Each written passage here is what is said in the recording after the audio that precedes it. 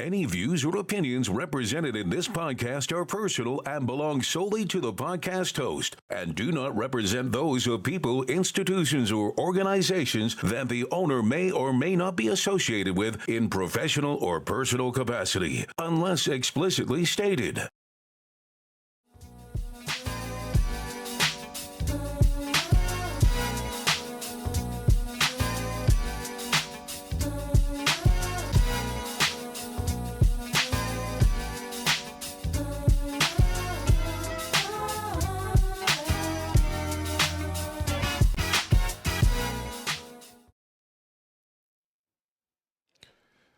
What's good, fam? It's your man, Sean Brooks, aka the legendary one man brand, aka DJ Shawnee Mo, aka the Bounce Back King. And how are you doing? Want to thank you for taking time out to hang out with me. I want to first give a shout out to my man Fresh Skills up there in Canada. Thank you for the theme song. That joint is hot. That joint is fire, and I appreciate that. Up under me right now is Yon Hunter, aka Y Hunter Music, with Boom Bap, Incline Boom Bap. Love that song too. You can find him on YouTube for sure. Lots going on. Folks are still recovering. Are they still recovering from the election? I'm not sure. The air still feels salty. Folks still recovering. Shout out to the Dallas Cowboys. Notice I'm wearing the colors. Excuse me. And folks are recovering from the Mike Tyson Jake Paul fight, which is what this reaction video is all about this evening. One of the people that I follow on YouTube is the Behavioral Arts. You can find him on YouTube, and shout out to Spidey, who is actually the host. Spidey is a behavioral analyst. Does the body language, reading the body language thing. And so I caught the fight. Personally, I had Mike Tyson in 1.5. Right? If he hadn't got Jake Paul within 1.5 rounds, he wasn't gonna get Jake Paul. 58 years old, and you definitely have to factor that in. Top wise, Mike still looked like he got it. I wouldn't let him hit me. That's for damn sure. Jake Paul, salute my guy. You need to get at me, man. Let's sign this. Let's sign this on to your team, because y'all look. I don't care what nobody say. From a business perspective, that was genius. Shout out to Netflix. Excuse me. While watching the fight, I actually had a ticker tape going so I could follow their stock. And their stock was doing really, really good during the fight. Doing real good. Might have to mess around and repurchase. I had some, and my agent sold it because it wasn't doing anything at the time that I had it. I might have to get back in contact with him and see if I can get it back in my portfolio. But shout out to them, because it was genius. It was very genius to fight. It wasn't what a lot of people expected, and that's why I said, shout out to Jake Paul for doing his homework. He understood that, Tyson's an inside fighter, and if you let him come in, he owns your body, he owns your chin, and that's why Jake did a lot of moving. That's why Jake did some holding, to smother those punches. Some of them got in. I read somewhere where they said some of the punches were even pulled. I don't know. I wasn't in the ring. But either way, it was good. I'm baffled at the fact that folks want to file a class action lawsuit against Netflix. I too encountered the buffering issue, but it was their first live event. It was not going to be flawless. You were going to have some problems. And hopefully Netflix will be able to have addressed those issues moving forward, because if I'm not mistaken, the NFL is supposed to be doing some stuff on Netflix, and WWE is also coming to Netflix. And I need to check and see excuse me, I need to check and see if my TKO stock has done anything. Shout out to Paul Levesque. Get at me, dog. Get at me. But anyway, what we're going to do is roll over to this other screen, and we're going to let my man Spidey break down the fight. He's going to cover, the name of the video is Was This Stage? Behavioral Analyst Exposes Mike Tyson versus Jake Paul Fight. He's going to cover the interviews, the pre-fight interviews, the ones that they did before the fight, and he's going to do the fight, and I believe he may do after the fight as well. But let's flip over to the next screen and take a look at it. I'll give you my reaction when deemed necessary, but let's see what we got. It's about 42 minutes long. I may go the whole video and I may not. Either way, I will post the link to the actual full video. If I don't go full, I'll post. Either way, I'm posting the link. But let's get over and check it out. All right. Thanks for hanging out with your guy. Did you try to knock him out? Man, I was trying to hurt him a little bit, you know. I was scared that he was going to hurt me. I'm trying to hurt him, but... I didn't get a prediction on Jake. What happens? Hey, what's going on, everyone? Welcome to the Behavioral Arts. My name is Spidey, and I use my degree in sociology and psychology, my certifications in criminal interrogation and body language analysis, and over 10 years' experience as an award-winning mentalist to teach people behavioral analysis and practical psychology on stages and television shows all over the world. This week, we're talking about what pretty much everyone on the internet is talking about, which is the Mike Tyson versus Jake Paul fight, which was streamed on Netflix and watched by tens of millions of viewers just this past weekend. And the question everyone is asking is, was this a fair fight, or was it scripted, staged, or planned? To find the answer to this question, a lot of people are focusing on the fight itself. But as a behavioral analyst, I pay a lot of attention to body language, facial expressions, and word choice. That's a huge one. Besides the official press conference and the behaviors during the fight itself, which we are going to look at, there were two other interviews that Mike Tyson did that not a lot of people are talking about.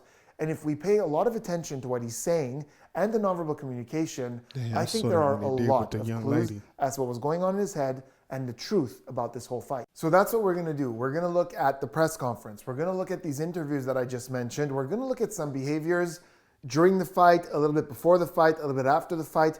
We're going to look at nonverbal communication, facial expressions, word choice, and try to put it all together to figure out what's really going on here. And by the way, if you didn't watch the fight or you're not up to date with how it went, I will give the entire context every step of the way. Serrano Taylor was the fight of the night for me. Official press conference. Here it is. Shout out to both of them.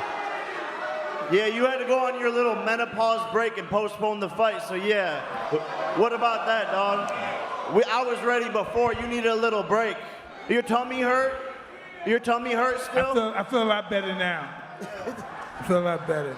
I wanted to start with that clip because it's a really good example of the energy that they both brought to this press conference, both Mike Tyson and Jake Paul. So Jake Paul, who got booed a lot during the press conference, is talking here, and he's kind of patronizing Mike Tyson, saying, oh, we had to postpone the fight this summer because you had your menopause, does your tummy still hurt? And he's kind of minimizing what it was. What it actually was a gastric ulcer that Mike Tyson had during the summer, and it wasn't a little thing. He was on a flight at the time. A medic had to come help him out. He was hospitalized. He had numerous blood transfusions. He was in a wheelchair. He lost a ton of weight. So this wasn't a little thing. If you talk to anyone who's ever had a gastric ulcer, it's very, very painful. So you have Jake Paul here being confrontational and throwing these insults at Mike Tyson, and Mike Tyson isn't really engaging. Jake Paul is sitting up, we got the big tonality, and if you look at Mike Tyson, he's just sitting there, pretty small like this. At first, his hands are just under the table, and he's kind of looking at him, he's pretty calm, and his body language looks a lot like what we call turtling. So when you're confident, or you're trying to show confidence,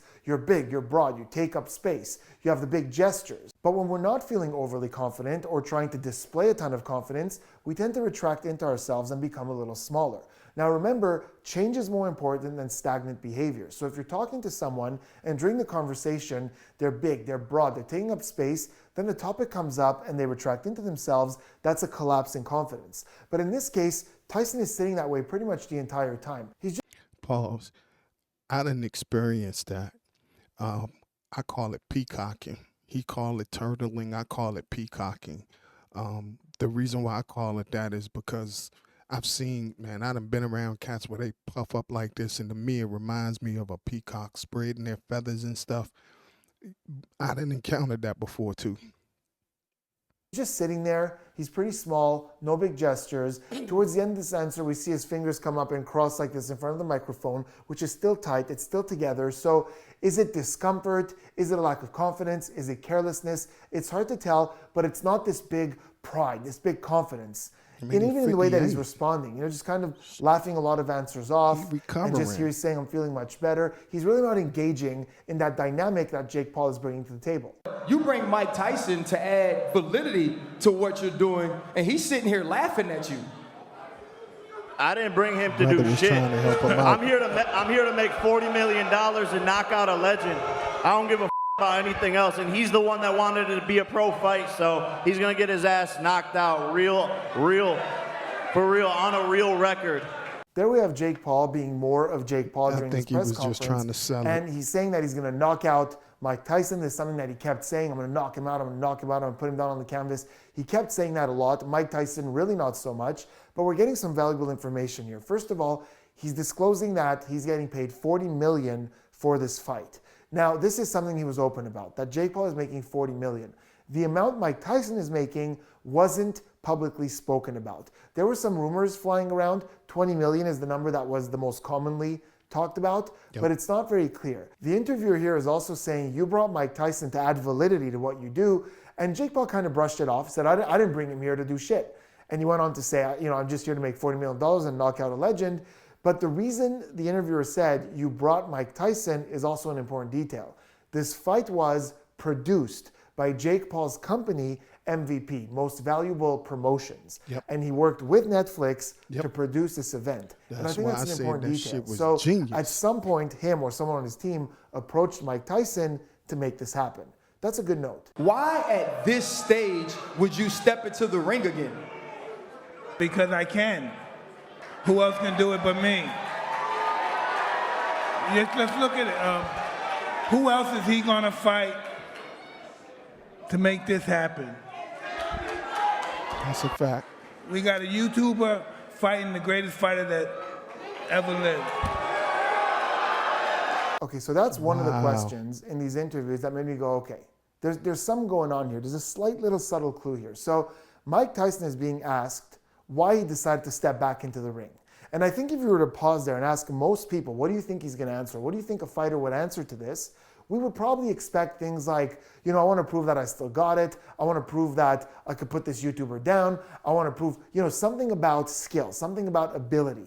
But I thought he did it for the money. And I'm not trying to minimize him. I'm not trying to be disrespectful to him.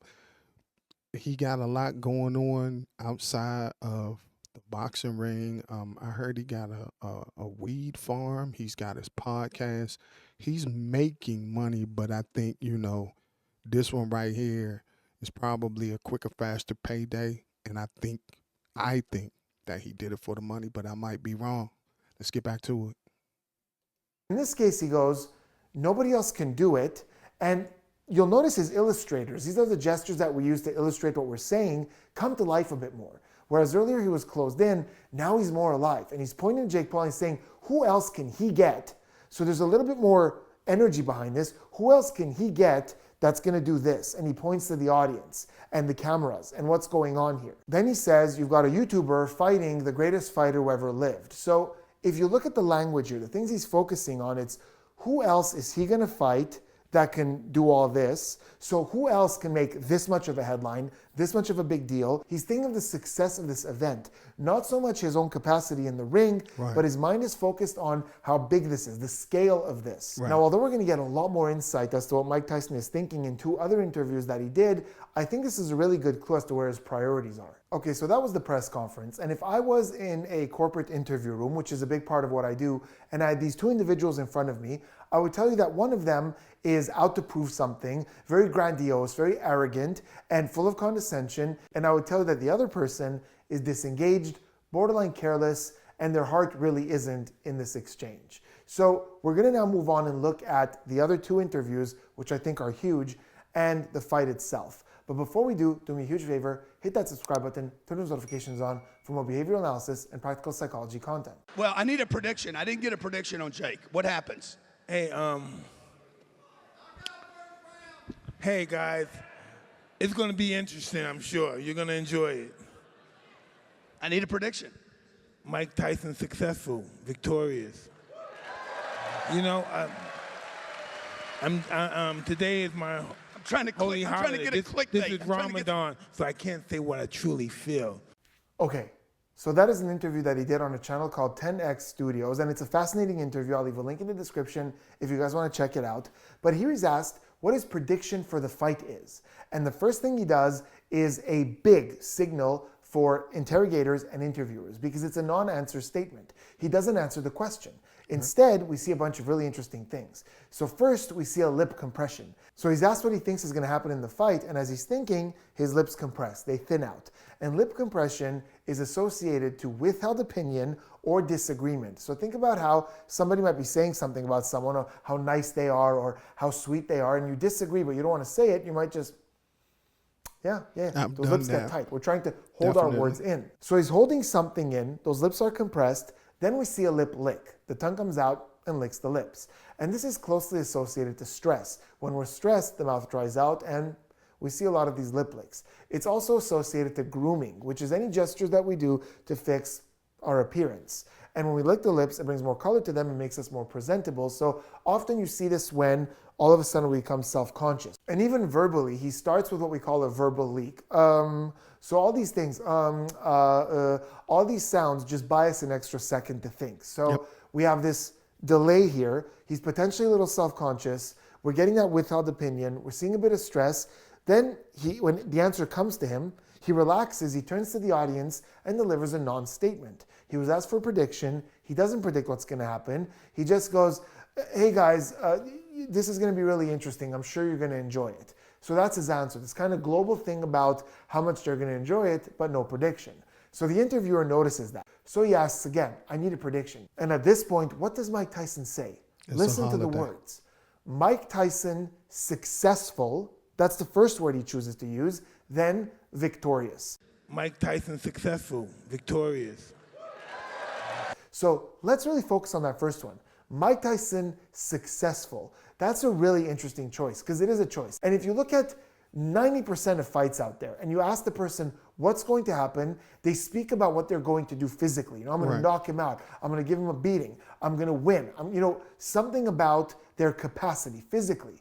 But this is Mike Tyson successful. And if you really think about that, if you look at this fight and look at the outcome, I would say since one half left with $40 million and the other half, the sum that's being talked about is $20 million, yeah, I would say that's pretty successful. Basically what I'm saying is that the adjective successful doesn't necessarily speak to the result of the fight. It doesn't necessarily speak to his capacity in the fight. It could be successful monetarily. It could be successful in the sense that he lasted at his age 8 rounds, so he feels like that's a personal success. Then he says victorious, which I guess is much more related to him suggesting that he's actually going to win. He's going to be the victorious one in the fight. And it's interesting that he said victorious as opposed to I'm going to win, I'm going to knock him out, which is a more concrete promise, quote unquote. But still, that successful is really interesting to me, that's where his mind went first. Then, after he provides the answer, Mike Tyson, successful, victorious, he himself changes the subject. He immediately gets off the topic and says, today is Ramadan, it's my holy holiday, so I can't say how I truly feel.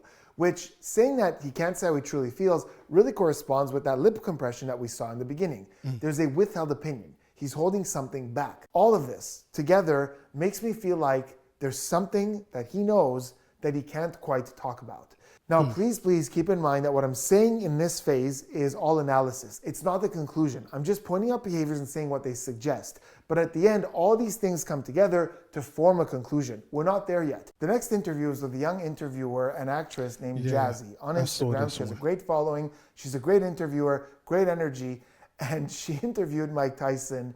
And I don't even know how to prepare you for this answer. Just enjoy. In your return to the ring for this fight, you are setting a monumental opportunity for kids my age to see the legend Mike Tyson in the ring for the first time. So after such a successful career, what type of legacy would you like to leave behind when it's all said and done? Well, I don't know. I don't believe in the word legacy. I just think that's another word for ego. Legacy doesn't mean nothing. That's just some word everybody grabbed onto. Can you really imagine somebody say, I want my legacy to be this way when you're dead? Why do you want somebody? True. You think somebody really wants to think about you? What's the audacity? I think, I want people to think about me when I'm gone. Who the cares about me when I'm gone? Well, my kids maybe, or grandkids. Who the True. cares? Yo, I saw that interview, and I guess cause she has interviewed him before, and I'm sure it threw her off guard. Whoever was behind the camera, I'm sure they may have been thrown off guard. And I mean, to be honest with you, I was 50-50 with the comment. In a way, I do understand exactly what he's saying, but I don't think that I probably would have loosed that guy on an interview with a child. I probably would have did it with an adult. But here we go. Let's hear what my man Spidey got to say about it. That's wild. So you have this young kid asking him, what kind of legacy are you trying to accomplish here? And he is shutting down her question. It's much longer than that, by the way. I cut it down. I'll leave a link in the description where you can see the whole thing. And he basically makes it seem like that's just the worst question in the world, like legacy. That's just a thing. That's just a word people use. People like the word and just keep saying it all over the place. And he goes on about how legacy is stupid and we're just going to die and nothing will matter. Do you think I care? Do you think anybody cares about you after you die? And just completely shutting down the question with one of the most depressing answers imaginable. And at the end, he says that, after you're gone, nobody really cares about you except for maybe your kids and your grandkids. And forget body language. Let's really focus on the fact that this is what he chose to answer, because this made me realize something. I saw this after the fight, but it made me realize something. A lot of us, were looking at this fight assuming things for Mike Tyson, right? Saying he's a legend, he was the undisputed heavyweight champion for a very long time, he's arguably one of the best boxers who ever lived. So we were trying to think of how we would feel in his place. Right. That this young YouTuber is coming out, we would never let them challenge us, we would teach them a lesson. But in this interview, we're seeing that that's really not how he sees it at all. He doesn't feel like he has a legacy to protect. He's completely condescending that idea altogether. So this is one of two things. Either he truly doesn't care about legacy, and we're all just assuming he does, and he's just going, I don't really care. The only people who matter is my family. And if you look at it through that lens, then a $20 million paycheck is really freaking awesome. The other option is that he once did care about legacy, but because he suspects, fears, or knows how this fight might go, he's minimizing legacy, right? Subconsciously, he knows that he won't be protecting his legacy here. That's not going to happen. So who cares about legacy? We see this kind of reasoning all the time, right? When someone doesn't get a job that they want and they go, that job wasn't right for me anyways. Who cares about that job? I'm meant to do something else. So we kind of reframe. Okay, I'm filming this cut-in because I had a light bulb moment while I was editing and I just had to share it with you guys. Go. While I was editing, I noticed that on his abdomen, Mike Tyson has a tattoo of Che Guevara. And with a bit of research, I found out that he also has tattoos of Arthur Ashe and Mao Zedong. These are three men that he obviously has enough respect for to tattoo on his body. But they have something else in common. All three are dead. And considering that Tyson would have been about 1 year old when Guevara died, this is a very odd thing to have tattooed on his body for someone who doesn't believe in legacy or doesn't believe that people are remembered after they die. We have literal evidence that at some point he believed in legacy. One way or the other, something isn't adding up. Okay, now let's look at what happened at the fight. So first of all, let's talk about the way they entered the arena. So Jake Paul, no surprise, custom car, his whole crew around him, the glitz, the glamour, a lot of high energy, greeting the audience, moving to the music.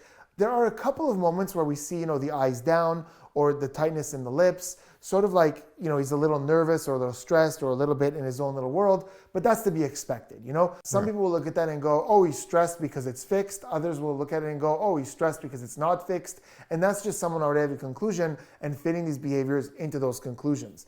These little compressions, this him focusing, being in his own little world, doesn't indicate either of those two things. In fact, it's a very normal thing to happen in an event like this. Then you have Pause.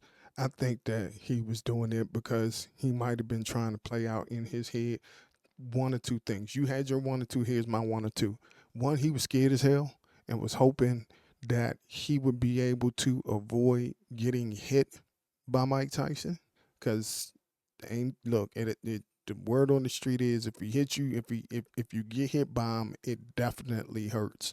And then the other one, if folks are saying it's staged, he might have been trying to play out exactly how it's going to go in his head and making sure that he's ready for the timing thing. Like,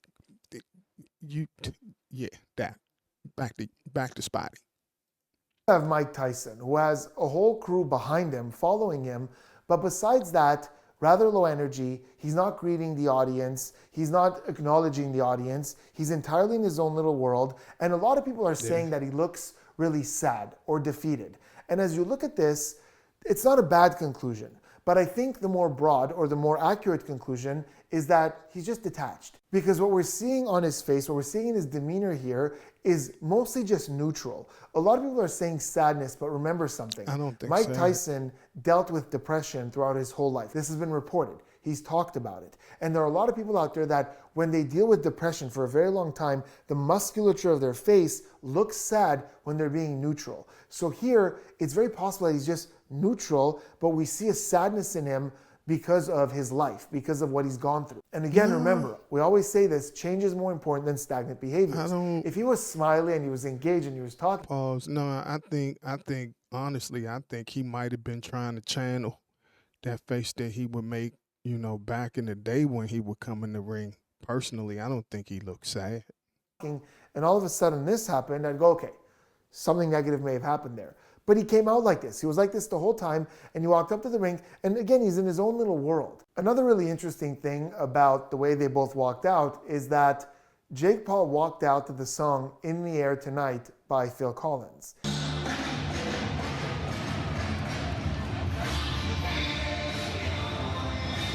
And for those of you who've seen the movie The Hangover, there's an iconic scene when the guys come back to their hotel room and there's a bodyguard there, and turns out Mike Tyson is sitting at their piano in the hotel room, and he's listening to exactly this song, In the Air Tonight, and he starts singing along to it.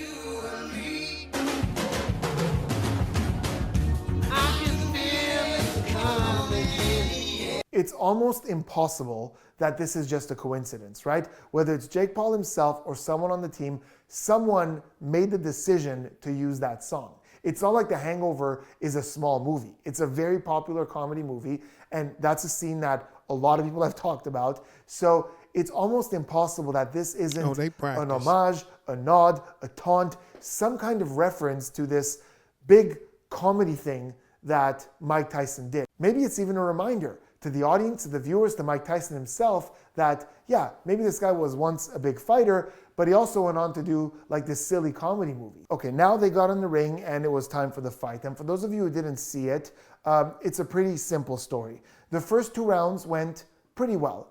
Mike Tyson was moving pretty fast. He was doing okay. It wasn't bad. Even the commentators were saying he's looking pretty good out there. But by the third round, it started to get messy. He was, losing his balance a little. There were moments where he looked like he was having a really hard time, and it started to seem pretty obvious what was going to happen. By the 5th round, and for the rest of the fight, it got pretty slow and uneventful, like this exhilarating stretch right here.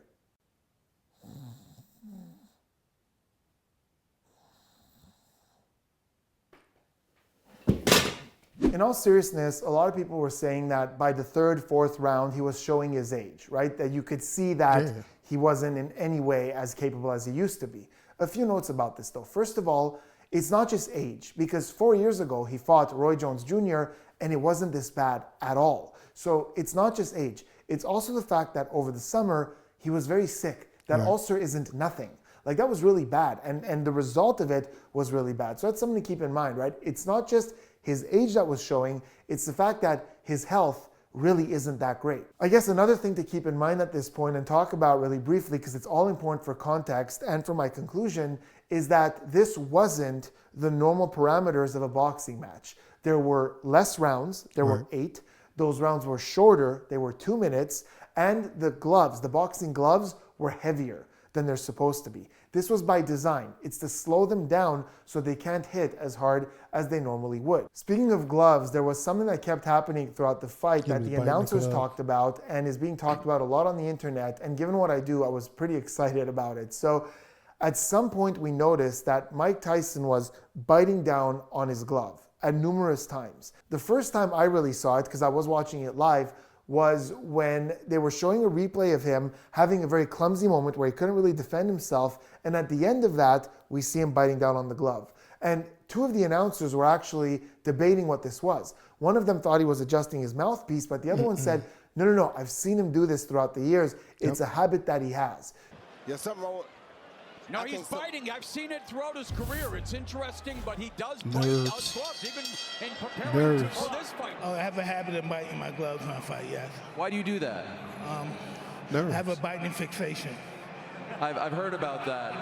I don't want to know more. I don't believe that answer. There's a lot of chatter on the internet and a lot of theories as to what this is. Is it him holding himself back, with his teeth? Like, is this showing restraint? Possibly. Is it him signaling Jake Paul? Like, they have this secret little code. What else could it be? First of all, I think we can pretty confidently rule out that it's this secret signal to Jake Paul for 2 reasons. First, historically, he's done this a lot. It's a habit that he has. One of the announcers mentioned that. But second, if they were going to have some kind of little secret code between the 2 of them, it wouldn't be blatantly obvious. There's tens of millions of people watching this. It wouldn't be this big obvious thing that we can all look at and go, hey, what the heck's that? Are you signaling him something? In other words, if there was a secret code, it would be secret. What I think this gesture actually is actually quite coincidental given one of the words for it. So there's a family of gestures in behavioral psychology which is very researched, cross-culturally, all over the world, and because it's so researched, there are different words for it.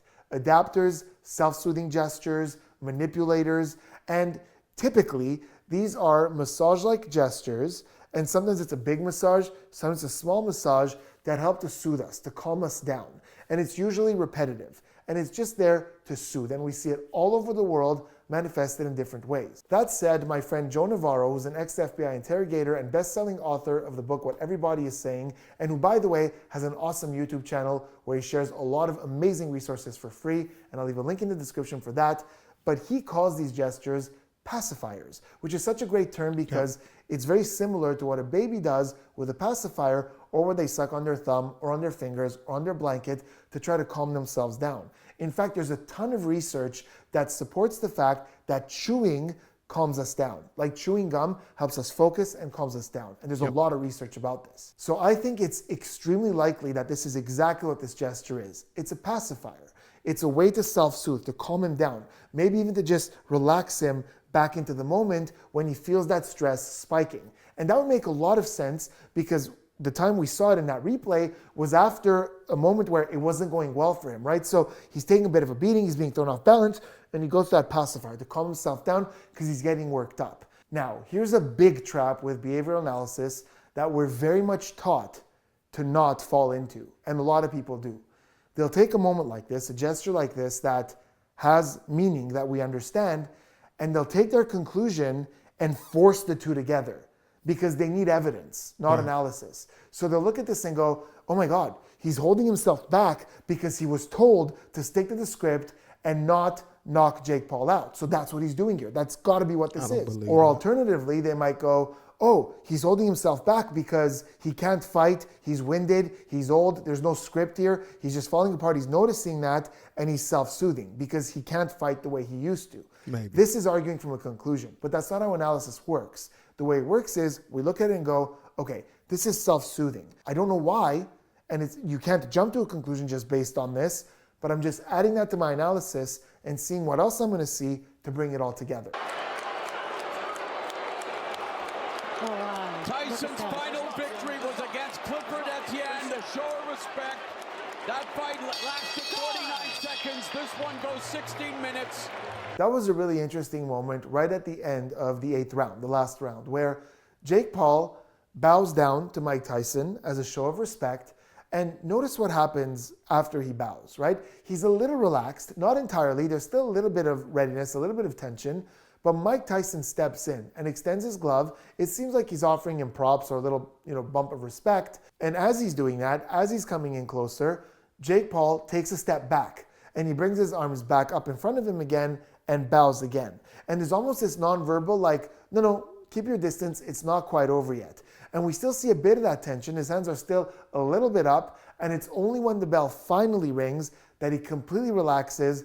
And now they come in for a hug. You actually see that bodily relaxation when the bell is finally done. So this is more true for boxers than pretty much anyone on this planet. But when we're feeling vulnerable or defensive, we block vital areas of the body. The wrists, the neck, the head, the vital organs, because we're one of the only species on the planet whose vital organs and reproductive organs are exposed. So we get very protective of them. So in that moment, as Mike Tyson comes in to give him that props, Jake Paul still isn't at ease. Even with seconds left on the clock, he goes, in his head, he's thinking, it's not over till it's over. So he takes that cautious step back, and he's still on edge until the bell is done, and he drops his hands, and they come in for the hug. So the fight ended without a knockout. The judges deliberated and determined that Jake Paul was the winner of this fight. And before we look at the questions they were asked after that moment, right there in the ring, which I think are really, really important, there's a moment in the fight that I want to talk about. Two moments actually, both of which were in the first round. One of them I noticed as I was watching the fight live, and one of them is being talked about all over the internet. Both of these moments seem like there's a very easy opportunity for Mike Tyson to punch Jake Paul, whether it's an uppercut or right in the midsection, right in the ribs, and both times he doesn't. So here are those two clips. And Tyson in his trademark coming in his trademark coming. Yeah, he could have. Evander Holyfield, you get Evander Holyfield, you get. So in the first one, we see Jake Paul coming in with a pretty slow swing on the left. I don't know if he's measuring or if he's trying to hit, but the glove is slowing him down. I'm really not sure what that is, but it really seems like in that moment, there's a wide open opportunity for Mike Tyson. In the second clip, we see a moment where Jake Paul seems rather open and vulnerable after he throws out a right hook with his right hand. And in that moment, you kind of see the reflex with Mike Tyson. He bounces up and there's a bit of an opportunity there, but you almost see him hold back. He doesn't go in for that punch, which looked pretty odd, especially considering that we saw footage of his training where he's doing a lot of these quick combos and practicing a lot of these moves where he goes in to things like this during his very recent training, getting ready for this fight. Now I get it. The training video is designed to hype up Mike Tyson.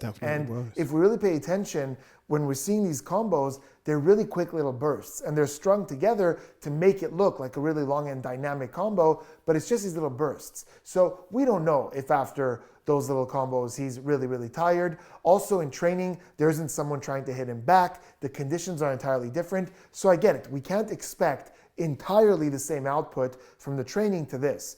But this seems to be worlds apart, not just a little far, especially when we're looking at two moments where there was a very easy opportunity where he didn't have to do much. He just had to do this. And both times he didn't do what he typically would have done. And those weren't the only two opportunities. It's just interesting that those happened in the first round where he wasn't quite winded yet. So we can't blame it on he's tired, he's not really responding fast. But on the other hand, there's also Jake Paul, who at some point didn't take opportunities. It was clear by the 5th, 6th, 7th, and definitely 8th round that Mike Tyson was tired. He was clumsy. He wasn't as responsive. And Jake Paul probably could have put a lot more damage, and he didn't. The commenters talked about it. It's being talked about online. And obviously, it plays into this whole conclusion. But let's just look at the interviews after the fight and then put this all together. Are you surprised that went the distance?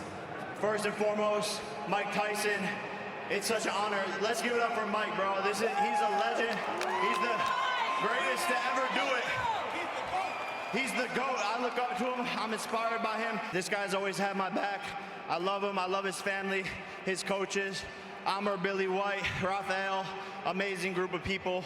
Okay, so after the victory, Jake Paul seemed to have a complete shift from that arrogant, cocky person that we saw during the press conference and every conversation before the fight. So here we have someone who's acknowledging that Mike Tyson is an icon, the best to ever do it. You know, it's an honor to be in the ring with him. He's even acknowledging his family, his coaches, and saying that there's a relationship there. That's important, that, you know, a long-time relationship. He's always had my back. And of course, in combat sports, there's always that little bit of trash talk before the event to build the hype. There's actually research that shows that trash talk increases performance. So, you know, it builds the hype, it gets people excited, and then, you know, afterwards you could kind of tone it down a little. But this was a lot more than a little. This was a complete 180. This was a huge change. It's almost like he acknowledged none of this before, none of that respect, and now it's nothing but respect, which means that either what he was saying before the fight was an act, was a mask, or this is. Did you try to knock him out? Man, I was stupid trying to if you hurt him a didn't little think bit, that it wasn't scared an that he was act. gonna hurt me. I'm trying to hurt him, but you know, I did my best. It was definitely an act. That answer is a really good example as to why we look for clusters of behaviors, things that happen at the same time to raise our confidence on the read. Because there's a lot happening here that individually you could go, okay, not such a big deal, but together is suggesting quite a bit. So he's being asked if he tried to knock him out, because anybody who watched it would go, okay, towards the end, he wasn't really trying to knock him out. And what he provides is a non-answer. He doesn't answer the question. There's no yes or no to that. He says, you know, I was trying to hurt him. And he stammers a little there. I was scared he was going to hurt me. And at that very moment, we see the hand come up like this to the nose. Now, this is such a great example of a gesture I want to see in a cluster because, you know, especially after a fight, you have beads of sweat trickling. So a scratch could just be a scratch. It could be wiping some sweat off. It could be anything. And it could still very well be that. But it's also interesting to note that there's research that shows that the blood flow of your face changes when you're stressed or specifically being deceptive. So we do see quite a bit of face touching with moments of deception. But again, this is why we want clusters. Just a face touch could mean anything.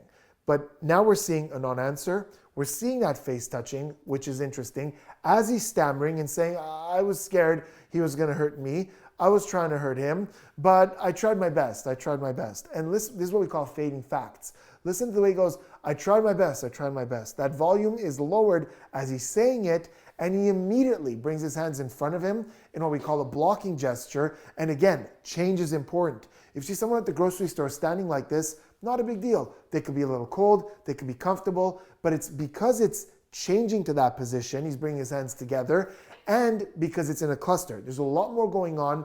This gesture now holds a little bit more importance. So we have this hands coming together and blocking, and he steps away immediately. So he says that it doesn't stay to keep the conversation going, he steps away from it. He's not a fan of this question, because I think we all noticed that no, he didn't try to knock him out. Right. So he's trying to give the most dodgy answer and just step away from it. So yeah, you can individually talk away these points and go, no, you know, he's just adjusting his glove or he's just scratching his nose. Maybe, but with the non-answer, with that, you know, stepping away, with that dodging around, with that little bit of a stammering, all these things together increase the odds that something's being hidden here. Individually, not so much. Okay, before we get to the conclusion and put all these behaviors together to see what's likely going on, there's one more thing that I think is really worth consideration.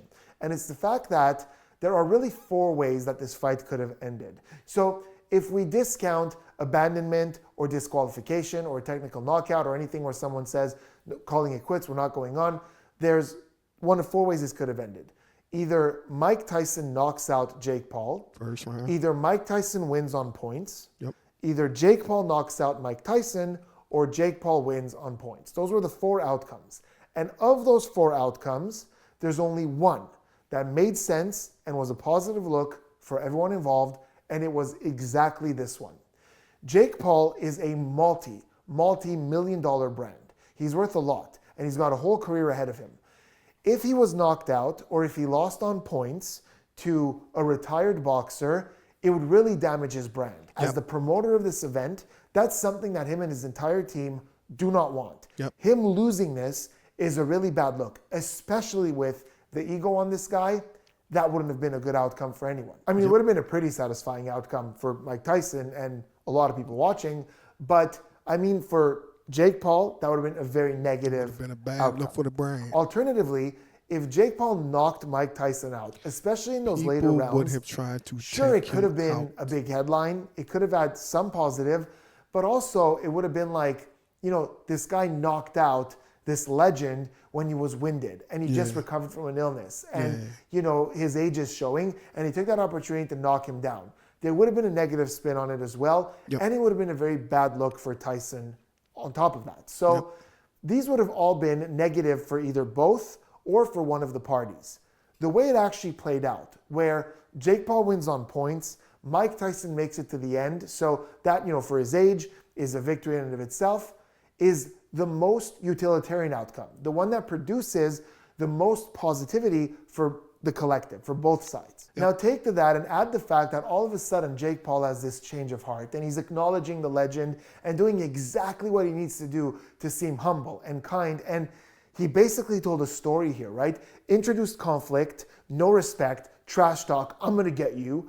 Mike wasn't really engaging in that, but Jake Paul was doing enough for the both of them. The fight happens, he wins, but he doesn't knock Mike Tyson out. And now it's all, this guy's a legend, this was an honor. And in a way, acknowledging that this guy's a legend builds himself up, right? Because now he's beat him. He's beat a legend. So if he acknowledges this guy's a legend, he just beat a legend. So it's a beautiful story. And it ends in a very positive way for both sides, even if the fight itself is quite uneventful. I find that really interesting. So does that necessarily mean that this whole thing was scripted? No. Every round was predetermined. They knew exactly who was going to win. That's an extreme opinion. And I have an issue with that extreme opinion all the way, that everything about this was scripted. And here's why. There are 3 reasons. The first is that is extremely illegal. And it's illegal for Jake Paul. He's the promoter. He's the one who signed all the contracts, who's doing the payouts. So if it was found out that contractually or officially this was some kind of scripted arrangement, he would be in a lot of trouble. Yep. And you could say, oh, he doesn't care. He's got that ego on him. He's going to do what he's got to do to make his money, whatever. He'll deal with the lawsuit. Maybe. It's a decent counter argument, but I think it's still valid to consider that that's highly illegal. The second reason that I have a hard time accepting that this was entirely scripted, beat for beat, was because there were genuine moments of caution. I'm thinking of that last moment when Jake Paul was bowing to Mike Tyson, and Mike Tyson stepped in a little. We saw Jake Paul retreat. It wasn't overacted. It wasn't as big like, oh, whoa, stay away. It was just a subtle little retreat, and he was keeping his eyes on him, making sure he doesn't try anything. We even saw moments with Mike Tyson where, when he was being thrown off balance, we saw real concern. We saw him actually worried. So yeah, although there were certain moments where neither one of them was living up to their full potential, there was moments of that, caution or fear or just trying to gauge what the other person's trying to do, and it didn't seem like a over-choreographed ballet. And the third reason that I don't think this was entirely scripted, beat for beat, is because if it was, it would simply have been better. This was, by all accounts, a very boring fight. By the third round, it was very clear what was going to happen, and it never kind of swayed the other way. We never thought it went the other way. If someone actually sat down and designed this, round for round, there'd be a bit more excitement. It would stretch out a little bit more. Mike Tyson could relax knowing that, there's this plan. And then sometime in the 5th, he would gain a little bit of confidence, keep us excited, keep us on our toes. He was done. He was done by the end of the 2nd round. Yep. Sometime in the 3rd round, it was very obvious it's over, and it just kind of dwindled from there. So I personally don't think that this was meticulously scripted. Round 1, this is going to happen. Round 2, round 3, you're going to win. This is how it's going to go down. Here's the choreography. I don't think it was scripted in detail like that for the reasons that I named, but that doesn't mean it wasn't staged. So there's a difference between things that are acted and things that are directed. And this is something I talk a lot about and that I've witnessed given my experience on the sets of a lot of reality shows and competition TV shows. I've been in front of the camera a lot, and I've been behind the camera as a consultant a lot as well. And I know that very often people watch reality shows and go, it's all scripted, it's all acted. It's not, but it's directed. So they're not told, here's a script. Today you're arguing about this, you're saying that. It's not that, but they're pushed a certain way. They're directed a certain way. They might even instigate certain things to get a certain emotion out of someone at certain times. I've been asked by producers before to drop the expectation of the viewers by looking a little clumsy or a little unsure. That way when I come out and perform, that climb is bigger and gets a bigger reaction. So things like that have happened, little directions. And that's pretty much exactly what I think took place here. As much All right. Well, I mean, there you have it. He gave Spidey gave his 2 cents, 10 cents, 15 cents on what he thought the fight was. I don't think it was staged. Again, I also believe that, I think that Mike Tyson probably, because there were a lot of people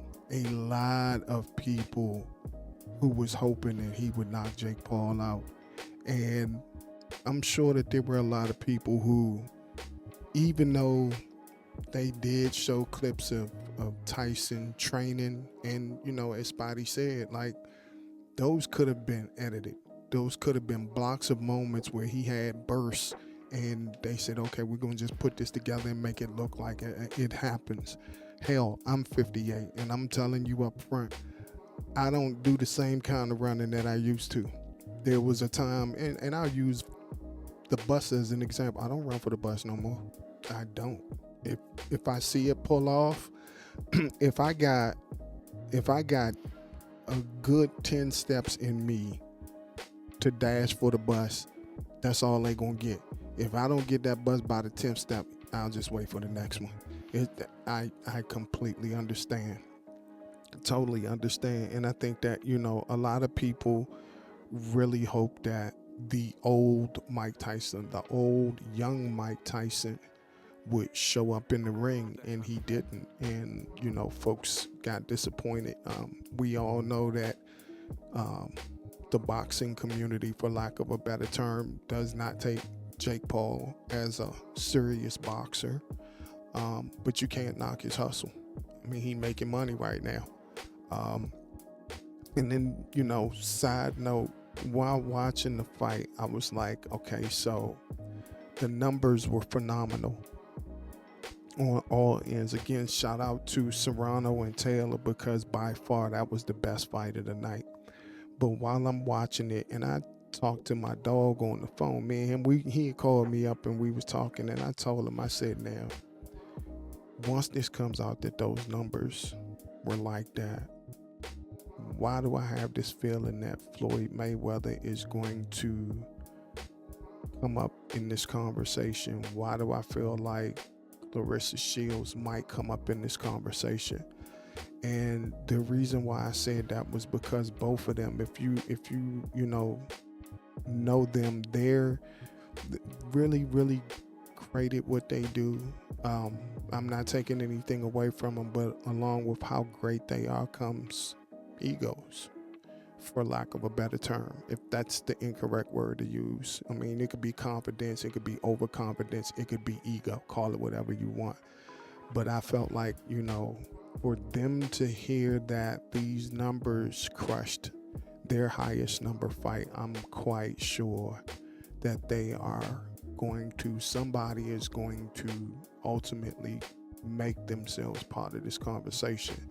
And lo and behold, on X, there was this minor going back and forth between Serrano and Shields. And at least it looked like Shields might have been the one. I don't know. I'm not finger pointing. I caught like the middle to the end of it.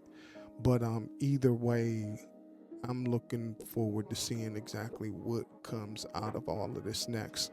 Again, shout out to Netflix, man. Like, minus the buffering stuff, that was fantastic. You guys did a great job. Jake Paul, again, holla at your boy.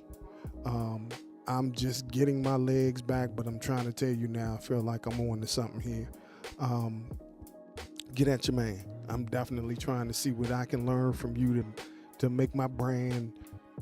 I'm not trying to be super rich like that. I'm just trying to be well off. Maybe I can get some pointers from you. Either way, it was a genius event. A genius event. Mike Tyson, man, I hope you're doing okay.